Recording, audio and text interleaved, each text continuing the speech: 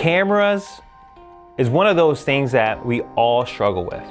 And if you're in this position right now where you're trying to find the right camera to start your journey with wedding filmmaking, and you've come across the Sony FX3, and you're wondering, is it still a viable option in 2025? With all the new camera releases from Canon to Lumix to now Nikon, when is Sony going to be releasing a new camera? Should I just wait, or should I just pick up the Sony FX3 now and start this journey? The truth is, it depends. But before I begin, my name is Javier. I'm a wedding filmmaker based out of Central Florida. I've been filming weddings now for nearly a decade. I travel all across the United States and even abroad.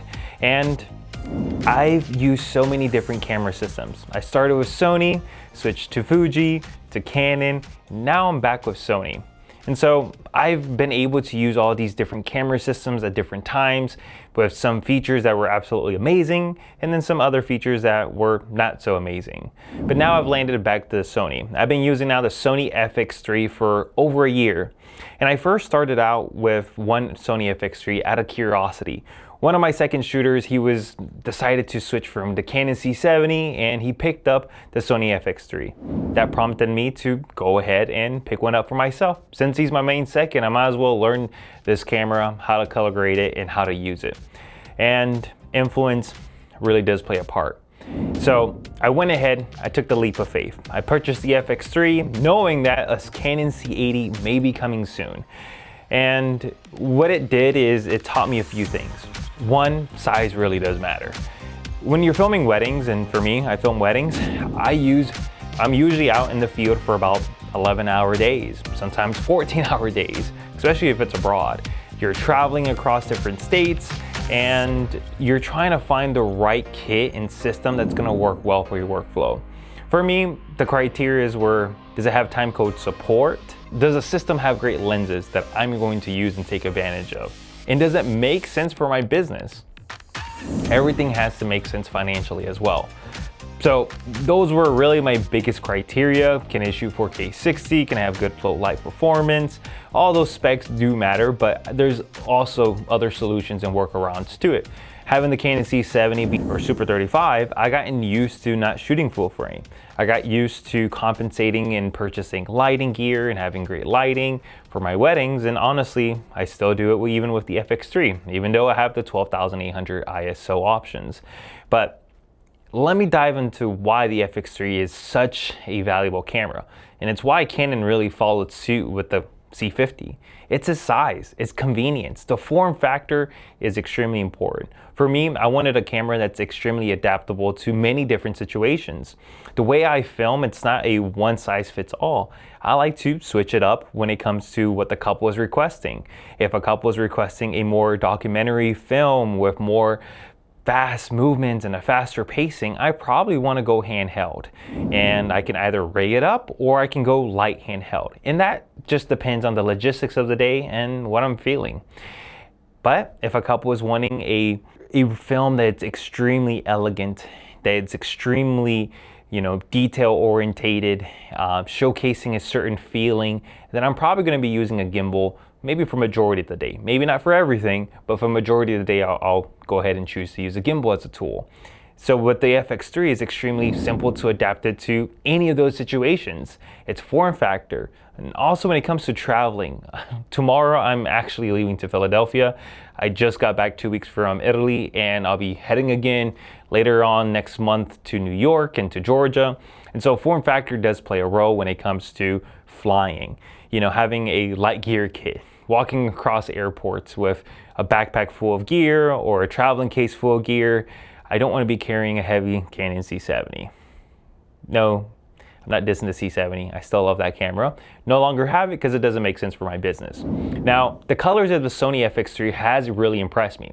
I know starting in the industry back in 2016, everybody said Canon has the best colors, and they weren't lying for quite some time, really until Sony just started improving their color science, really putting more effort, giving us 10-bit colors. That really played a really big role for me to make the switch and feel fully comfortable. The next thing that Sony did very, very well is creating support not just for their like cinema line in the sense that, okay, we have we have a Venice, you know, then we have the Burano, the FX9, FX6, FX3, but also introducing a more entry level price point like the FX30, where they can be great C to D cameras, or maybe B cameras for some, you know, just like the FX3 can be a B camera to the FX6, you know. And so when Sony really took that approach, I love what they did there. And the lens mount now being way more mature than it was back in 2016, now in 2025, it has so many lens options and amazing lenses, whether it be from the G Master series or just regular lenses or third party like Sigma, Tamron, Viltrox. There's so many options now, which I love about the Sony. Everybody's raving about Lumix, and look, I don't blame you. It has a lot of video support that I would love for the FX3 to have. But the one thing it doesn't have, and it really lacks, is a great lens options. Sigma is helping in that sense, but like Sony has a 28-70 f2, which is the lens I'm using right now. It's one of the most amazing lenses for weddings because it's so dynamic. Photographers love this lens, but I love it because I have it for video. And to be honest, it's way lighter than the Canon version. I'm assuming Canon may be releasing a Mark II version of that lens, but I had that lens and it's extremely heavy, and this lens just beats it, honestly. It's way more superior. But that's the only G Master lens I own. Other than that, I own total of 13 lenses, or 14. No, 13 lenses, and the only G Master one is that one. I have 3 Blazar lenses, and then the rest of my kit are all Sigma lenses. And Sigma, they're great. I cannot complain, honestly. Now, do I notice some differences between the G Master and Sigma when it comes to autofocus? Absolutely. But still, it's a great option, what I love about the Sony system. And now that Nikon and Red has partnered up, you can actually adapt Sony lenses to a Nikon series. So if I ever, for some reason, want to go all out and go crazy and get a Red Komodo, I can go the Z mount route and be able to use my Sony lenses.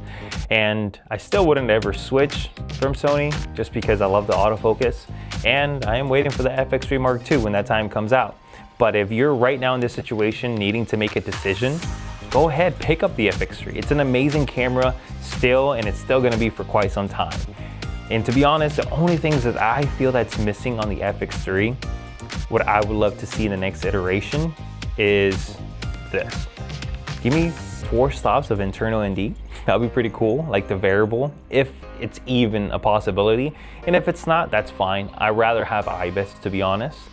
The next thing that I find to be important is the screen. I want a better screen and hinge design, just like the A1 Mark II, the Sony a7R5.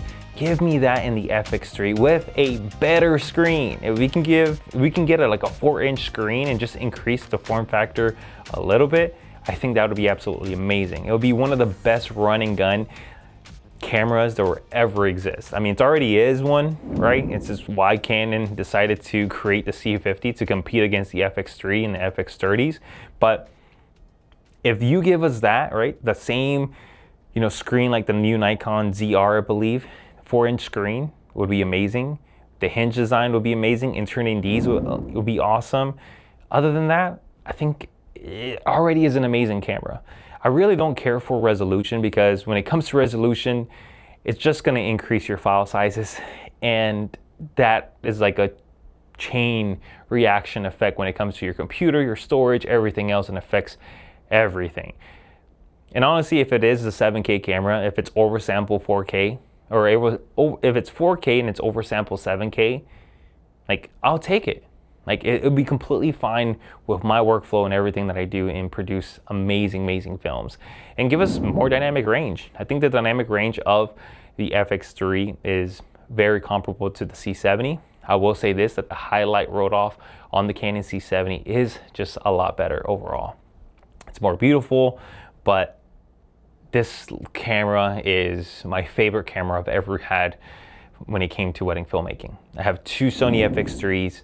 I have a Sony FX30, 2 FX30s, because I like the same body style. I don't necessarily need 4 FX3s. And I do own a Sony a7 IV. And I was all in on Canon, all in on that camera system. But I switched because it made just way more sense for my business. I needed the right tools, and Sony has the right tools right now for what I'm doing. Does it mean that I'll always stay loyal to Sony? Not necessarily. I've already switched once, so it could happen again. But right now in 2025 and for the very foreseeable future, I'll be using the Sony FX3 for all my upcoming weddings, the ones that you've already seen here on this YouTube channel, but also the next upcoming, couple seasons. And whatever happens, if the FX3 Mark II comes out in 2026, I'll probably purchase 2 of those and still keep my Sony FX3s.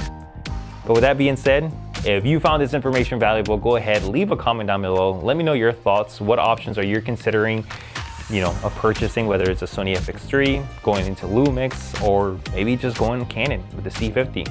Let me know your thoughts. I'll love to answer them, and see you guys on the next one. Peace.